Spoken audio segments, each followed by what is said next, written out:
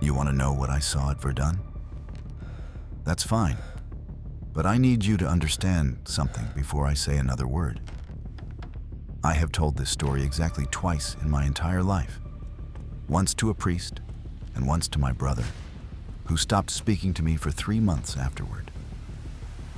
Not because he thought I was lying, but because he knew I wasn't, and that frightened him more than any lie could have. It was October 1916, and the mud in the communication trenches was so deep that men had drowned in it, not from shell fire, not from gas, but simply because they stepped wrong in the dark and went under before anyone could reach them. That was the kind of place Verdun was. The ground itself was trying to kill you, and it was doing a remarkable job of it. But the ground was not the only thing.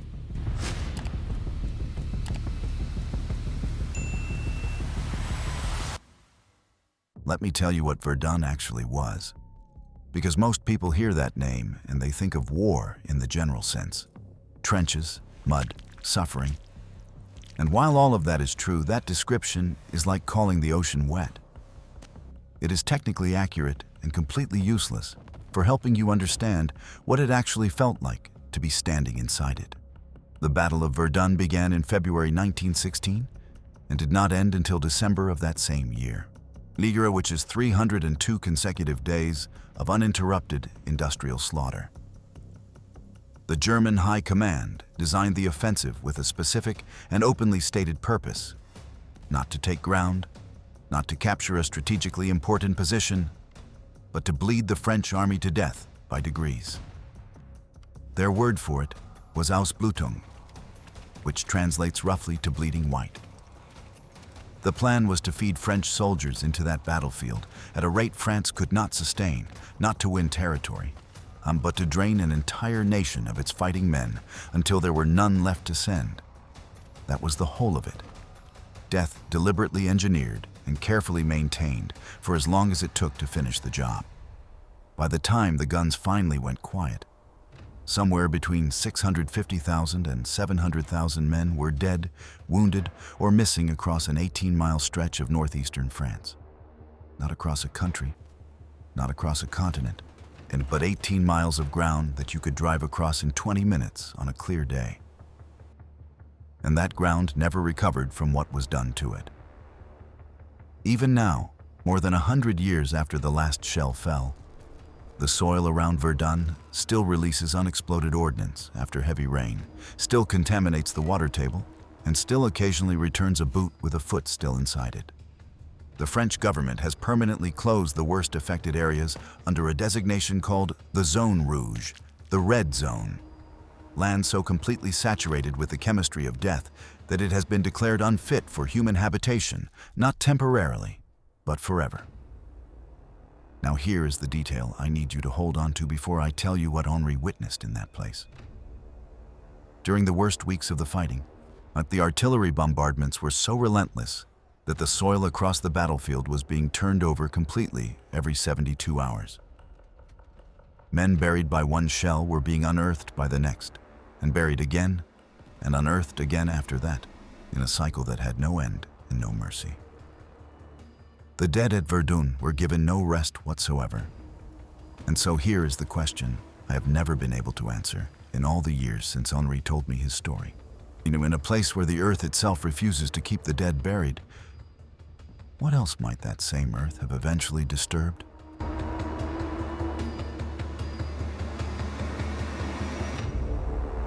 My name is not important.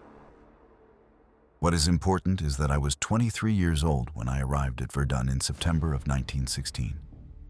And I was the kind of young man who still believed, genuinely believed, that there was an order to things. That the world made sense if you looked at it carefully enough. That every strange thing had a rational explanation waiting behind it, like a door you simply hadn't opened yet. I had been assigned as a courier attached to the 131st Infantry Regiment, which sounds more dignified than it was. What it meant in practice was that I spent my days moving messages between command posts through communication trenches that smelled of rot and unwashed men, and something else underneath all of that. Something older and harder to name, I had grown up on a farm outside Bordeaux, so I was not a delicate person. I had butchered animals. I had worked in summer heat that would flatten a city man in an hour, and when I thought that background had prepared me for discomfort, it had not prepared me for this.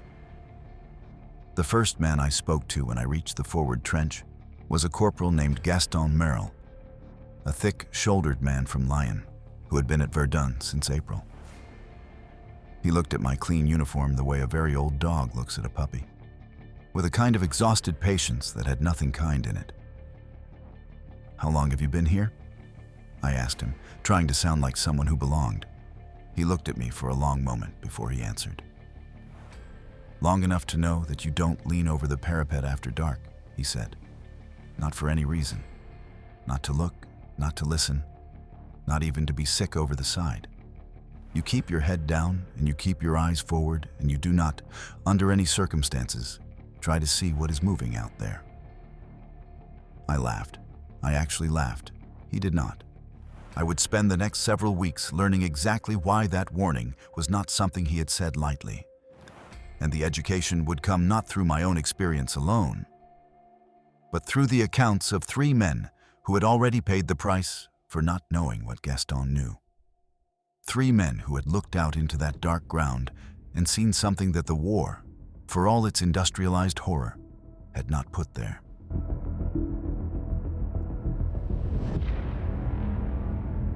The first account I am going to tell you did not happen to me directly. It happened to a man named Etienne Beaumont, an infantryman from Reims who had been in the forward trench for 6 consecutive weeks before I arrived. I know this because Gaston told me about him on my second night, quietly, while we were sharing a tin of cold coffee that tasted like charcoal and river water. "You need to hear what Etienne saw," Gaston said, not looking at me, but staring at the opposite wall of the trench like a man reciting something he had memorized against his will. "Not because I want to frighten you, because you need to know what the rules are before you break one by accident." Etienne had been on night watch in late July, which was the worst period of the entire battle. The period when the shelling was so constant that men were losing their hearing permanently, and nobody was bothering to document it anymore, because there were simply too many cases to count. It was the kind of night where the horizon to the north glowed a dull orange from distant artillery fire, and the smell coming across no man's land was something that a man's mind tried very hard to refuse to identify, because identifying it meant accepting what it was. Etienne was watching the wire. That was his job, to watch the 50 or 60 meters of broken ground between the French line and the German line, to look for movement, to listen for the particular sound of a German raiding party moving through the dark. He had done it dozens of times. He knew what to look for, and he knew how to keep his nerves steady while he looked. What he saw that night was not a German raiding party. There were wounded men in no man's land, as there almost always were. Men who had gone down during the day's assault and could not be retrieved. Men who had been calling out since sunset in voices that had grown progressively weaker as the hours passed. The standing order was not to go out after them until there was enough cloud cover to make a retrieval attempt reasonably survivable. And that night, the sky was almost completely clear, which meant those men were going to spend the night where they were. Etienne said he had made his peace with that, or as much peace as a man can make with a thing like that. And then, somewhere around 2 in the morning, he noticed something moving among them. His first thought was that it was another soldier, someone from his own unit who had gone over the top without authorization to bring a wounded man in, which happened occasionally despite the orders against it. But the movement was wrong. That was the word he used when he told Gaston about it afterward. Wrong. It was not moving the way a man moves when he is crawling carefully through open ground, trying to avoid being shot. It was moving the way something moves when it is not afraid of being seen. Low and continuous and unhurried, passing from one fallen man to the next with a kind of patient, methodical intention that made Etienne's stomach turn before his mind had even caught up with why. "What did it look like?" I asked Gaston. And I noticed my voice had dropped to almost nothing without me deciding to lower it. Gaston turned his tin of coffee slowly in his hands before he answered. He said it was dark. Not dark like a man wearing dark clothing. Dark like a shape that the darkness itself had decided to make solid. And it was wrong in its proportions. The arms were too long, or the way it held them was too long. He could not decide which. Again, it moved between the wounded men the way you move between furniture in a room you know well at night, without hesitating, without searching, like it already knew exactly where each one of them was. Etienne watched it for what he estimated was 4 or 5 minutes before he fully understood what he was seeing. It was not helping the wounded men. It was not checking them, not trying to drag them to safety, not doing anything a man or an animal would do. It was crouched over each one in turn, and when the men it visited stopped making sounds, not all at once, one by one, in the order it reached them. And after each one went quiet, it would pause for a moment in a way that Etienne described as settling, like something taking its time, and then it would move on to the next. When it reached the man closest to the French wire, a soldier named Poirier, who had been calling out for water since early evening, Etienne finally got a clear look at its shape against the faint orange glow of the northern horizon. He said it was larger than a man, but not enormously so, not in a way that would have seemed impossible in daylight. What was impossible was the angle of its head as it bent over Poirier. It tilted at a degree that a human neck does not allow, slowly and completely, like something that had a great deal of interest in what it was doing and no awareness whatsoever of being observed. Poirier stopped calling out. Etienne did not fire his rifle. He did not call out to the men beside him. He pressed himself against the back wall of the trench, and he did not move again until the light began to change in the east, and the shape in no man's land was simply gone, the way a thought is gone when you try to hold it too tightly. In the morning, when the retrieval party went out, Poirier was not where he had fallen. There was no body, no equipment, and no sign that he had ever been there at all, except for a shallow depression in the mud, roughly the size and shape of a man. Gaston finished his coffee and looked at me steadily. "Now, you know why we don't lean over the parapet after dark," he said. I did not laugh this time.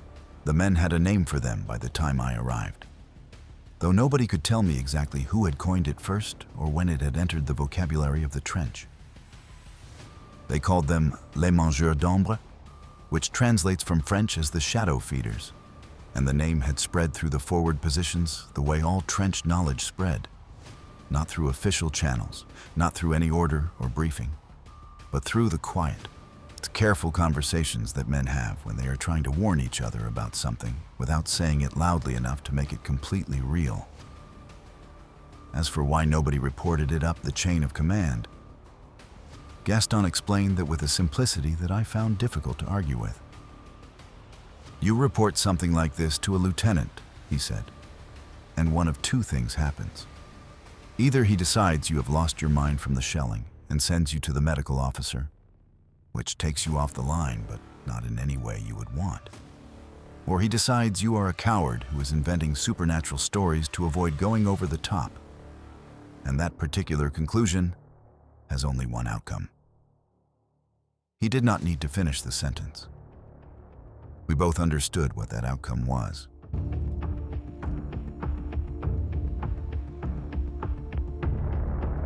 The second account is the one that Henri told me himself, in that hospital room in Lyon 40 years after the war ended, with every light in the room burning and the window closed despite the heat of the summer night outside. It is the account I have spent the most time thinking about, the one that comes back to me in the particular way that true things come back, not as a story you remember, but as an image that is simply there when you close your eyes, whether you invited it or not. It was November 1916, late in the battle, during a period of relative quiet that the men in the trench treated with more suspicion than they treated the shelling, because by that point, They had learned that quiet at Verdun was not the absence of danger, but simply danger in a form that had not yet announced itself. Henri was a stretcher bearer, which in theory meant he worked under the protection of the Geneva Convention, and in practice meant he worked in conditions that the Geneva Convention had not been designed to imagine. He was 26 years old. He was from a small village in Brittany, and he told me that before Verdun, he had been the kind of man who could sleep anywhere, in any conditions, through any noise. He had not slept properly in 4 months by the time this happened. A soldier named Marceau had gone down in no man's land that afternoon during a brief and unsuccessful assault on a German position 40 meters from the French wire. Marceau was not dead, or had not been dead when he fell, because he had been audible throughout the evening, calling out at irregular intervals in a voice that carried clearly in the cold November air. Henri had served alongside Marceau for 7 months. They had eaten together, argued together, written letters home, sitting side by side in the same patch of trench. When the cloud cover thickened around midnight and his sergeant told him it was his call whether to go out, Henri did not hesitate. I should have hesitated, he told me. And the way he said it, flat and without any drama, was somehow worse than if he had said it with emotion. He went over the top alone, which was against protocol, but the only other stretcher bearer on shift had a badly infected hand, and Henri did not want to wait for a replacement. He moved low and fast through the first 20 meters, using the shell craters for cover the way he had been trained, stopping every few meters to listen for movement from the German line. The ground was soft from recent rain, and his hands sank into it with each forward movement in a way he described as the ground accepting him, which was a detail that stayed with me for reasons I cannot entirely explain. He found Marceau's helmet first, half submerged in the mud, and then he found Marceau, or what the situation with Marceau had become. And he told me that he stopped moving completely for a moment that felt very long, trying to process what he was seeing. Something was already there. It was crouched over Marceau, with its back to Henri, and Henri's first sensation was not visual, but olfactory. Meaning the smell reached him before anything else did. He struggled to describe it to me adequately, cycling through several comparisons before settling on the one that seemed to satisfy him most. He said it smelled like the inside of a butcher's shop in high summer, when the meat has been sitting without ice for a day longer than it should have. That particular sweetness that is not really sweetness at all, but the smell of organic matter in the process of surrendering to something.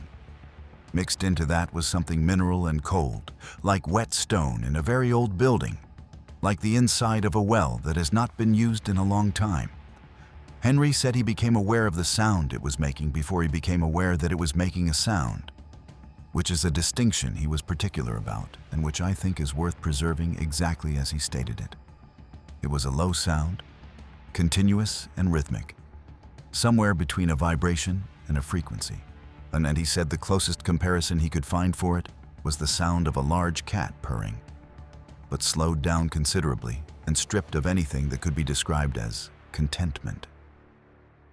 It was the same action, the same basic mechanical quality, but with everything warm removed from it. Then it turned its head, not its whole body, just its head rotating slowly on its neck to look back at him over what he said was an impossible angle, the way Etienne had described, that tilt that a human neck refuses to perform. And Henri saw its face, or what occupied the position where a face should have been. He was quiet for a long time before he described this part to me. Long enough that I thought perhaps he had decided not to continue.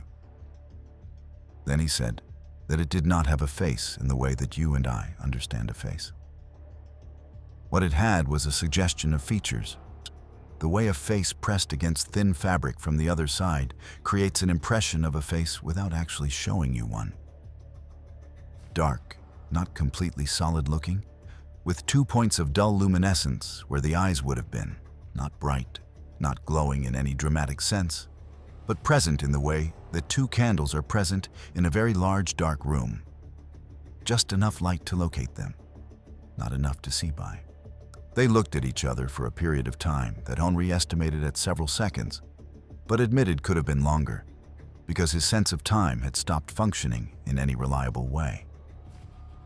It did not move toward him. It did not make any gesture or sound beyond that continuous low frequency that Henri said he could feel specifically in his back teeth and in the base of his throat. It simply looked at him with those two dull points of light. When Henri understood in the wordless way that the body understands things before the mind catches up, that Marceau was already gone, had been gone for some time, and that whatever was crouched over him had finished what it came to do and was in no particular hurry about anything. Henri began moving backward through the mud, slowly, keeping his eyes on it the entire time. It watched him go without moving, without changing its position, and with a patience and an indifference that he said was the most frightening quality of the entire encounter. More frightening than its appearance, more frightening than the smell or the sound. Indifference, he explained to me, is what you feel towards something that does not concern you, towards something that is not a threat because it is not something you need to consider at all. And that was precisely how it looked at me as I retreated. Not as a predator watching prey escape, as something watching a thing of no particular consequence move away from it. He made it back to the trench. He did not speak for the remainder of the night. And when morning came and someone asked him where Marceau was, he said simply that Marceau was not coming back and that they should not send anyone to look for him. Nobody asked him why. Nobody went out after dark to look for the missing after that. Not officially, not unofficially, not for any reason that could be named in the daylight hours. And the sergeants and the lieutenants and even the captains who should have demanded answers seemed, without a single word being exchanged, to have quietly decided that some questions were better left unasked.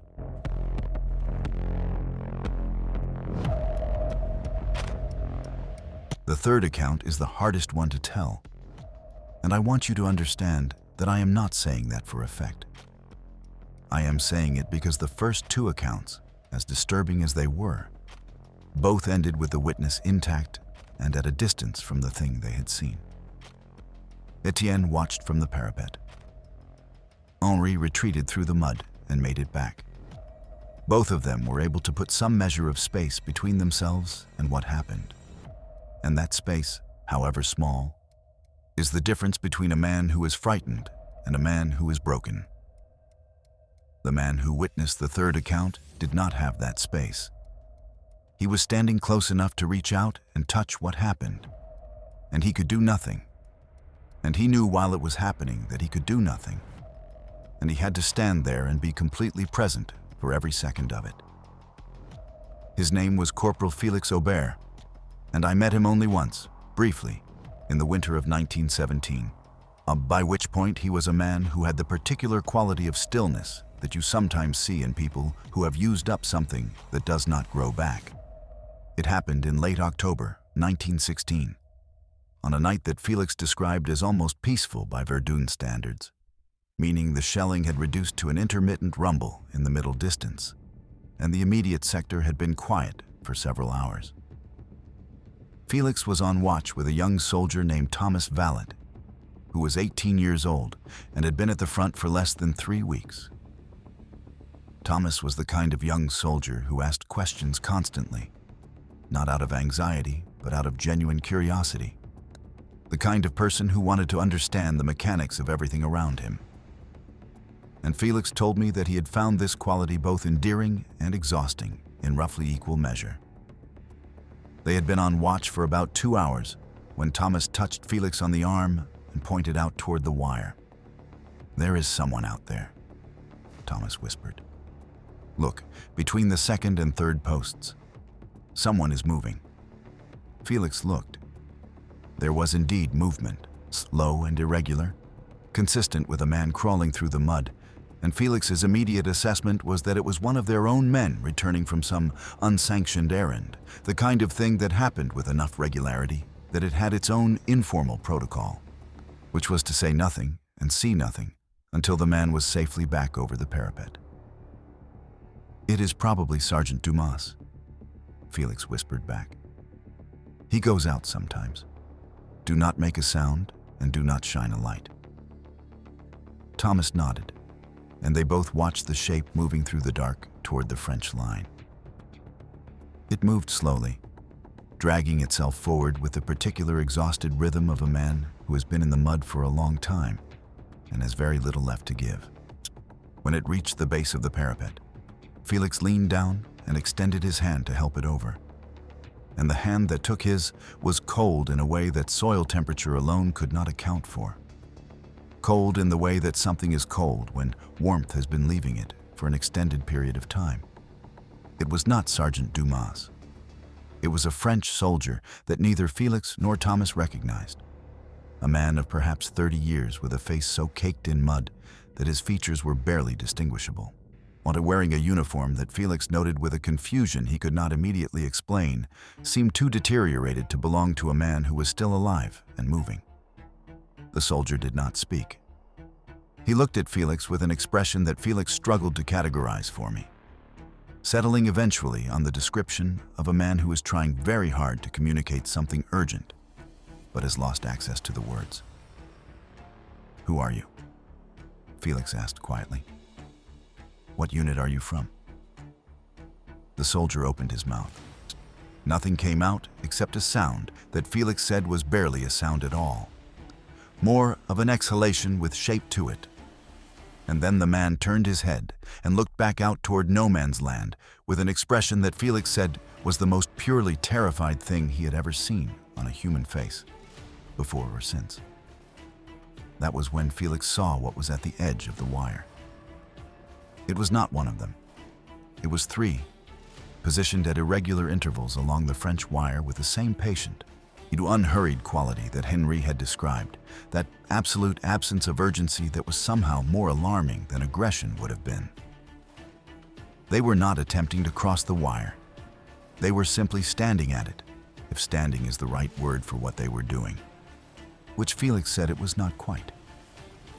Because standing implies a relationship with the ground that these things did not appear to have. They were present at the wire in the way that a shadow is present on a wall, and as if the darkness had locally thickened into shapes that had not quite committed to being fully solid. Thomas made a sound beside him, a small, involuntary sound, and Felix grabbed his arm hard. "Do not move," Felix said, and his voice came out in a register he did not recognize as his own. "Do not move, and do not make another sound." The unknown soldier beside them was shaking. Felix could feel it through the man's uniform where their arms were pressed together. A deep, continuous tremor that was not from cold.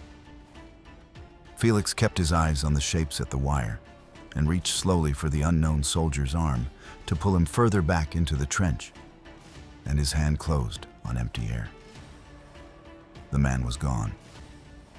Not gone the way a man steps away. Gone the way a candle goes out, between one moment and the next, with no intermediate state and no explanation. Felix turned to look, and there was nothing beside him. And when he looked back at the wire, the three shapes were also gone. And the only evidence that any of it had happened was Thomas standing pressed against the trench wall with both hands over his mouth and his eyes wide open and completely fixed on the space where the unknown soldier had been standing. They did not speak for the rest of the watch. When the relief came at dawn and Felix was finally able to move, he walked the length of the trench until he found Gaston, lost, and he told him what had happened in a low and level voice that he said felt like it belonged to someone else. Gaston listened without interrupting. When Felix finished, Gaston was quiet for a moment, and then he asked the question that Felix said he had already been asking himself since the moment it happened. "Did you recognize the uniform? Which regiment?" Felix had been thinking about this since the moment the man came over the parapet. The uniform had been French, and the cut and the insignia unmistakably French. But the deterioration of it had been wrong for a man who was still living, still moving, still capable of reaching out and taking a hand in the dark. I think, Felix said slowly, that he had been out there for a very long time. At dawn, when the light was strong enough to see by, Felix looked out over the parapet at the ground in front of the wire. The mud was undisturbed. There were no marks, no tracks, no sign that anything had crossed it in either direction during the night. There was nothing out there at all. I think about Henry sometimes, in that hospital room in Lyon, with every light burning and the window closed against the summer night. I think about the way he made me promise to wait until he was gone before I repeated any of it. And I think about the fact that even 40 years later, even at the very end of his life, he still could not sleep in the dark. It was October 1916, and the mud in the communication trenches was so deep that men had drowned in it, not from shellfire, not from gas, but simply because they stepped wrong and went under before anyone could reach them. And something else was out there in that dark, moving among them with patience and purpose and absolute indifference. I have never been able to answer the question that keeps me awake at night. Were any of them ever truly alone out there? If this story stayed with you, share it with someone who needs to hear it, and subscribe because there are more stories like this one. Stories that have been waiting a very long time to be told.